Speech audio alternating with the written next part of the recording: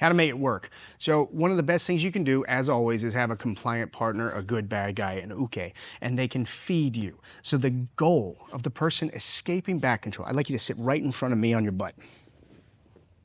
Freeze here. Your goal is to turn your shoulders and put your back flat on the mat. You win. Where am I not? I'm not on your back. Come back, please. I want you to do the exact same thing. Okay, there you go. That's the first thing that you should learn how to do. Maybe we were off onto a side because of the back take, how we got to the back. That's another discussion. Right now, my goal is to keep his back from touching the mat. We can be flush with the chest. We can have a seatbelt. There's a lot of what ifs. But right now, just learning how to control with the legs is very important. Continue, please. Freeze. Right now, this knee is coming out. This knee is pointing towards him. It's doing the literal opposite of what he wants it to do, which is, again, that.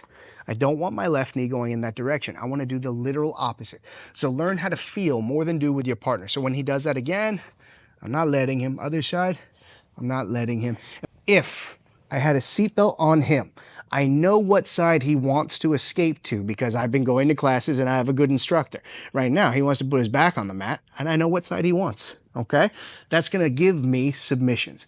If he got his back to the mat, freeze. When we get to here, and you can relax your hips, put your weight into, yes, good work. The key detail right here. If I leave my leg like a triangle and I try and move it, it's very heavy. But if I release the hook, straighten the leg, and roll the leg, I can build that frame easily. Push it back to the ground. Okay, good. Now I can put my hook back in. The easiest way for you to understand how it should feel, if I get you on your knees, please.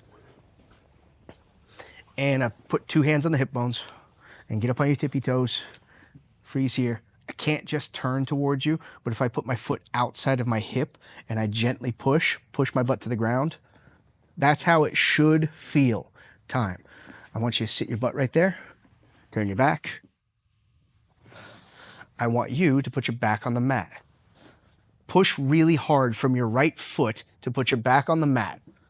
That's how it should feel, okay? It should feel the same as that drill, okay? Learning how to build a frame that can bear weight, because if I'm this guy, it's gonna happen.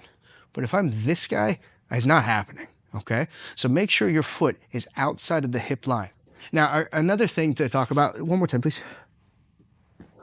Freeze here. My foot is no longer connected to the ground, okay? So this is a topic that I have to bring up with students all the time. Well, what do? I take my foot out and I put it on the ground so my foot's outside my hip. I want you to think outside the box on this one, Tiger. Right now, you are the ground for me. Put your back on the ground.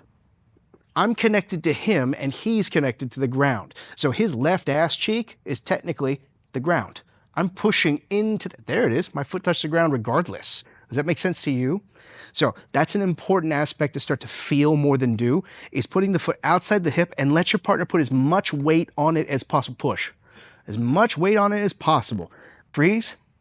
As much weight on it as possible. Shit. He's gonna get out every time.